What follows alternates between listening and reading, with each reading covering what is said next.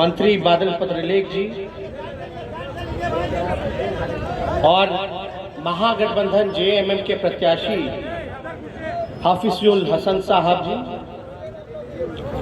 राजद झारखंड के प्रदेश अध्यक्ष अभय जी,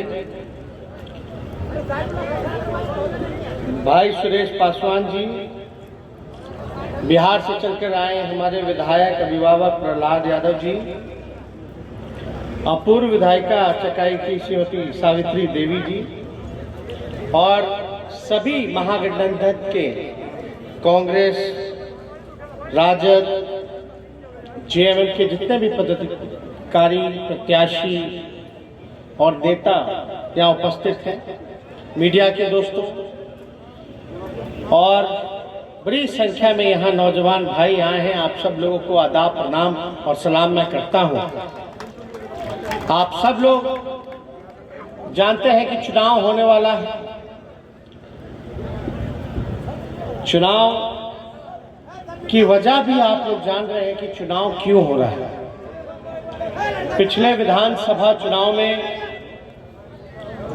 आप लोगों ने महरूम हाजी साहब को अपना मत देकर के विधानसभा भेजने का काम किया था। सबसे पहले उनके निधन पर आदरणीय लालू जी को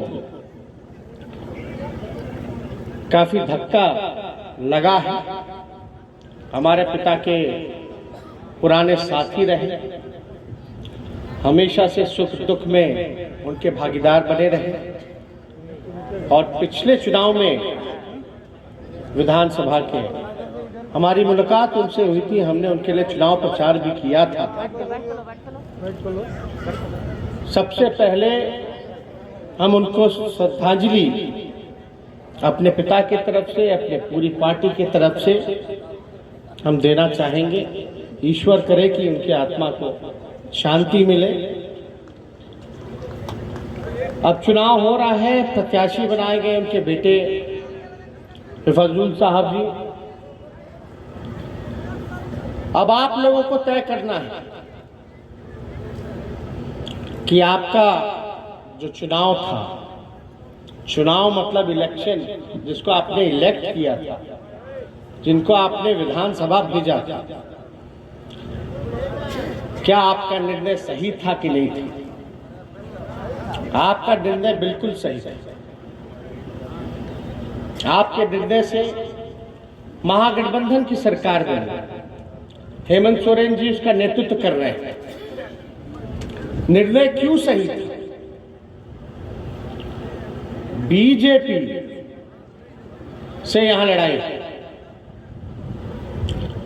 बीजेपी का मतलब बी फॉर बड़का, जे फॉर झूठा और पी फॉर पार्टी।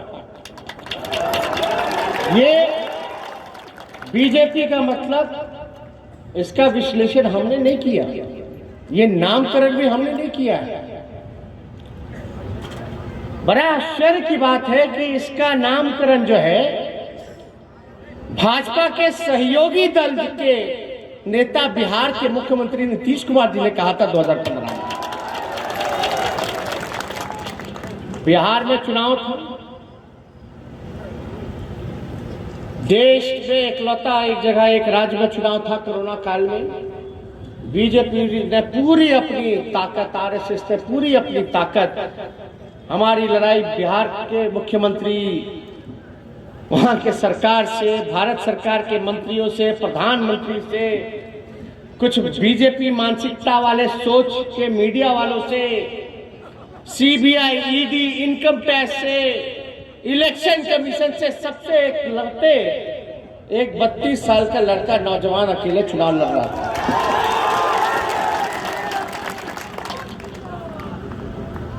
हम लोग का मुद्दा क्या था? पढ़ाई, कमाई, दवाई, सिंचाई, कार्रवाई और सुनवाई वाली सरकार होनी चाहिए। क्या चीज की जरूरत है? पढ़ाई की जरूरत है कि नहीं है? कमाई यानी नौकरी की जरूरत है कि नहीं है? सिंचाई की जरूरत है कि नहीं है? तो इन सारे मुद्दों को लेकर के हम चुनाव के बीच लेकर के गए। अगर हमको मौका मिलेगा, बिहार की जनता मौका देगी, तो पहला दस्तखत, पहला कैबिनेट मीटिंग में अगर मेरा पहला कदम चलेगा तो एक साथ 10 लाख नौजवानों को हम सरकारी नौकरी देंगे।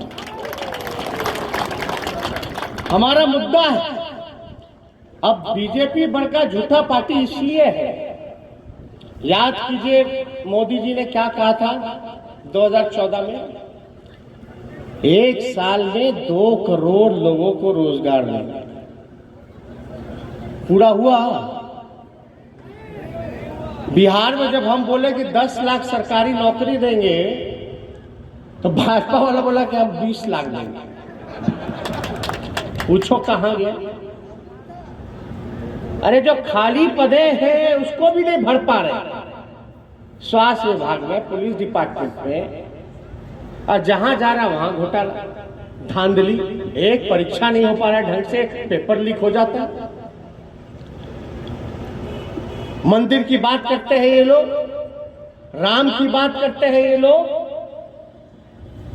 मधुबनी में जो नरसंहार हुआ,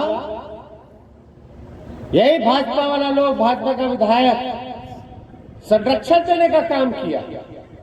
क्या बोला कि रावण सेना, बताइए, राम के नाम पे चंदा लेगा, रावण सेना बनाएगा।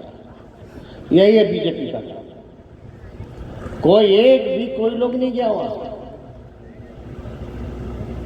यही बीजेपी वाले लोगों ने क्या कहा था कि 15-15 लाख रुपया सभी भारतीयों के खाता में जाएगा। तो अकाउंट खुलने लगा तो लोग उम्मीद में था कि भैया कुछ आए। कितना साल हो गया? 15 लाख मिला हर एक के खाता में।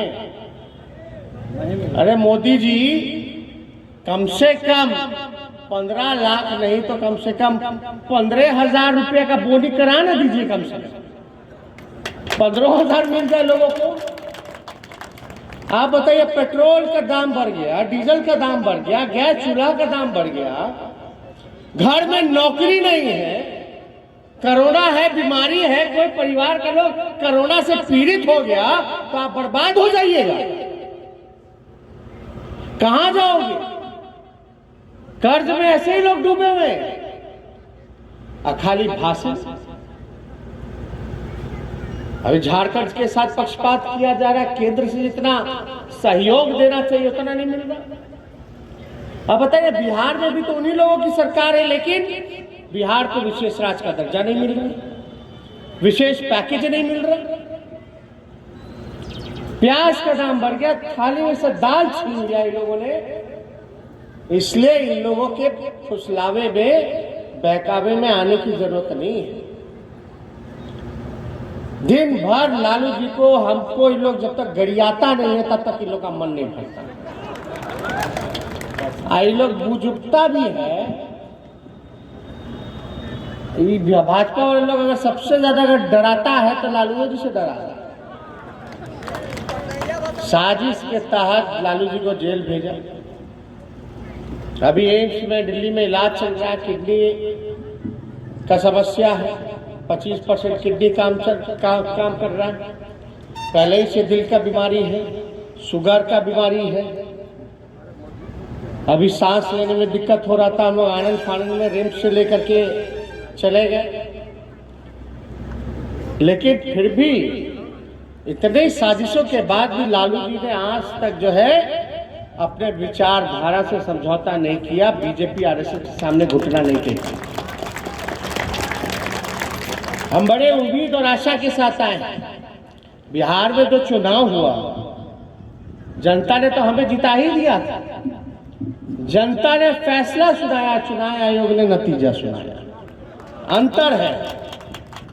15 सीट 20 सीट तो ऐसे ही हरा दिया। अभी सब लोग हाई कोर्ट में गया हुआ है कि करो 12 वोट से हरा दिया, करो 50 वोट से हरा दिया, करो 200 वोट से हरा दिया।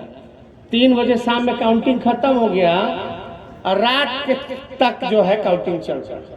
प्रधानमंत्री जी को सभा करना था बीजेपी कार्यालय में 5 बजे, करते हैं अगला दिन। बीजेपी का लोग नेता सब पहुंच गए नीतीश जी के घर शाम के 4 बजे। का है भाई, पहली बार इतिहास में रिजल्ट वाले काउंटिंग वाले दिन चुनाव आयोग 3 बार प्रेस कॉन्फ्रेंस करके कहती कि गिनती जो है धीमी चलेगी। इसलिए आप लोग सतर्क रहिएगा। इसलिए पोलिंग बूथ पर ईमानदारी से आप लोगों को रहना है। बिहार में चुनाव में हमने एक नारा दिया था, चुपचाप, तो लोग बोलता था लालटेन छाप। अब देखो, मोदी जी देश के प्रधानमंत्री हैं, इतने बड़े नेता हैं, हमारा नारा चुरा लिए। अब बंगाल के चुनाव में बोलते हैं चुपचाप कमल छाप। इन नारा गढ़ने वाला लोग हर हर मोदी घर घर मोदी, ये हर हर मोदी घर घर मोदी नहीं, बड़बड़ मोदी है, गड़बड़ मोदी है। इनसे सावधान रहने की जरूरत है। इसलिए इधर उधर नहीं, चुपचाप तीर धनुष छाप पर वोट देना है। और हमारे भाई हैं, सब समाज के लोग एकजुट होकर के, आप बताइएगा तो जीत का माला पहना दें, बधाई का। नहीं, सब लोग हाथ उठा करके बताएंगे तब पहना दें। अब देखिएगा, मान सम्मान की रक्षा बात कीजिएगा, हम पहना देते हैं।